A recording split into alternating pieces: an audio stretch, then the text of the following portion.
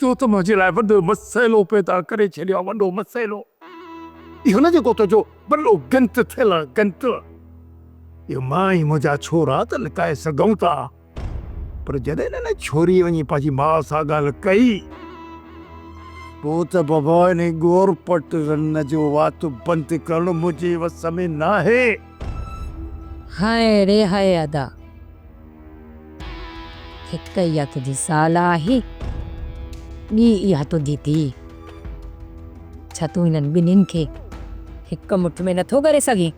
अजी ही मुंहिंजो हथु ॾिठो थी न, हथु ख़बर थी हथु कीअं थियो आहे?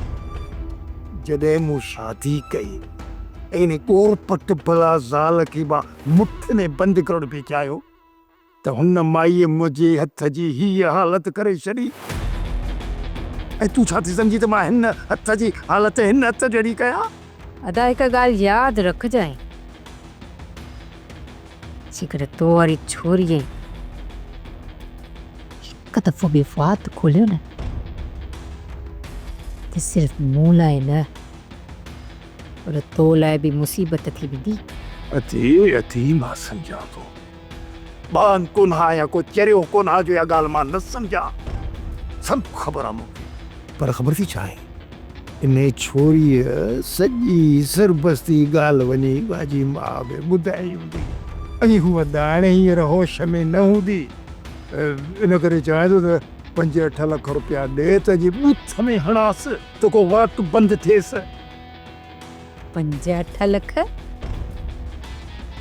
अदा ॻाल्हि ॿुधो, 5-8 लख मूं वटि न आहिनि, बाक़ी हा लख सवा ॾियां थी।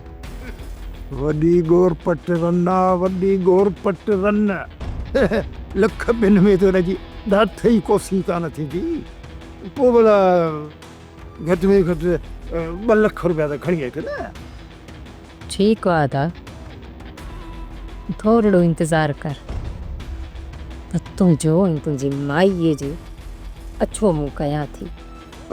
जल्दी कर 2 लख खणी अचो, वञी माईअ जो वात बंदि कयां। खणी आ 2 लख रुपया पोइ मुख ते हणास, वी वठे तो इहा हमारी माई वे गोतमी पढ़ो। सौट पोइ छा थो चवीं? चाकर खान खे कॾहिं ॾियो घुमरी? सुट चाकर खान खे असां न मारींदासीं, चाकर खान खे माई हसीना जे हथां माराईंदासीं। पोइ माई हसीना जे खाते में 2 खून हूंदा, हिकिड़ो रावल खान, हिकिड़ो चाकर खान। पोइ माई हसीना किथे न किथे फासिजी वेंदी, पोइ इन माई सां मां निकाह कंदुसि, पोइ इहा माई सॼी उमिरि मुंहिंजी मुठ में हूंदी, ऐं मां ब्लैकमेलिंग करे वेठो खाईंदोसां, पटींदोसां। सौट तो छा थो सम्झी? इहा माई हसीना बेगम चाकर खान खे ज़हर ॾियण जे लाइ राज़ी थी वेंदी?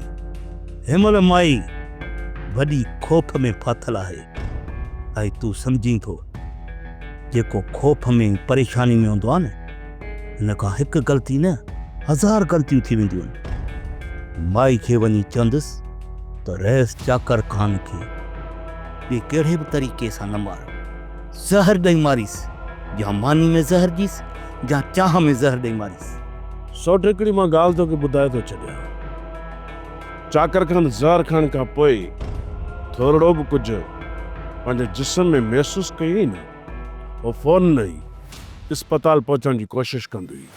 एतिरी बि थी चाकर खान खे सुट ॾींदुसि ई कोन।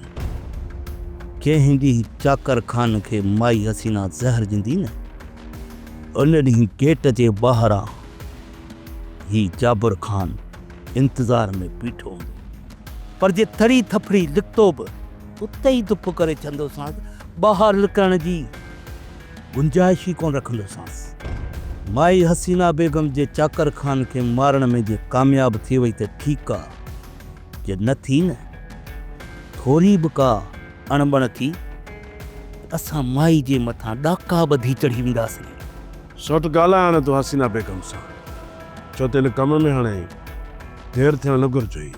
सही थो चई, हसीना बेगम खे चवंदासीं त हाणे घणी देर न कर चाकर खान खे मारण, या घणी देर कई त असांजे मौत जो कारण बणबी।